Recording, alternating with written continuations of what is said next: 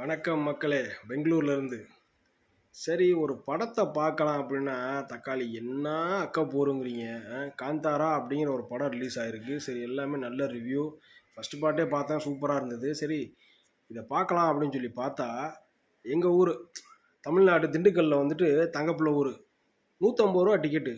இந்த ஊரில் அதுவும் வந்துட்டு நான் தமிழில் கூட பார்க்கல, கன்னடாலே பார்த்துக்கலாம் படத்தை. ஏன்னா தமிழ் தேட்டர் ரொம்ப கம்மி, 2 தேட்டர் தான் கொடுத்துக்கிறானுங்க. கன்னடாலே பார்க்கலாம் அப்படின்னு சொல்லிட்டு தேட்டரில் டிக்கெட்டு பார்த்தா எல்லாம் 400 ரூபா, 500 ரூபா, 900 ரூபா, 700 ரூபா, 1000 ரூபா, 1200 ரூபா. ஏன்டா ஒரு படத்துக்கு, அதுவும் வந்து சரி பிற மொழி படத்துக்கு நீங்கள் காசு ஜாஸ்தி வச்சு போட்டிங்கன்னா ஓகே.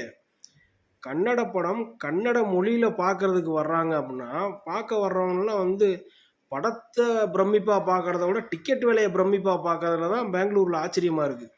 ஏன்னா வந்துட்டு ஒரு படத்துக்கு 400 ரூபா, 500 ரூபா செலவு பண்ணி ஒரு ஃபேமிலியை கூட்டிகிட்டு நம்ம சந்தோஷமாக ஒரு நாள் போகலாம் அப்படின்னு முடிவு பண்ணால் கிட்டத்தட்ட எவ்வளோ செலவு பண்ணுறது? நீ உள்ளே போயிட்டு நார்மல் தேட்டரில் நீங்கள் டிக்கெட்டு பார்த்தாலும், அதாவது நார்மல் தேட்டர் நான் சொல்கிறது வந்துட்டு லோக்கல் தேட்டர் தெருவுக்குள்ளே இருக்குமா இல்லையா, அந்த தேட்டர்லேயே 250 ரூபா, 230 ரூபா டிக்கெட் போட்டிருக்கிறாங்க.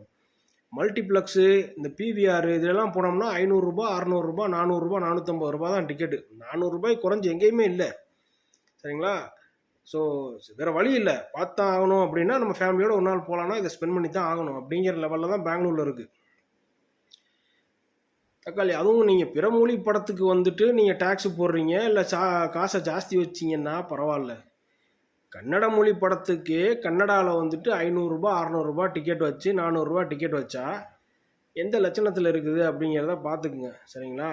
பட் வேறு ஆப்ஷன் இல்லை, ஒரு நாள் என்டர்டைன்மெண்ட் பண்ணி ஆகணும்னா நாங்களும் போய் தான் ஆகணும். அதை புரிஞ்சுக்கிட்டு தான் வந்துட்டு இவ்வளோ காசும் போடுறானுங்க. என்ன கருமமோ தெரில, கடைசியில் போய் படத்தை பார்த்து தான் வரணும். போய் பார்த்துட்டு வந்துட்டு எப்படி இருந்துச்சுன்னு சொல்லிட்டு அதையும் போடுறேன்.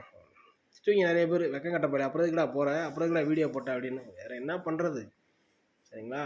கன்னடாலேயே கன்னட படத்துக்கு வந்துட்டு இவ்வளோ தான் வேல்யூங்கிற மாதிரி தான் இருக்குது. நாங்கள் இப்படி தான் பண்ணுவோம், பப்ளிக் நீ வந்தீனாவா வரலைன்னா போங்கிற லெவலில் தான் இருக்குது. சரிங்களா? சும்மா சொல்லணும்னு தோணுச்சு, அவ்வளோதான். பை.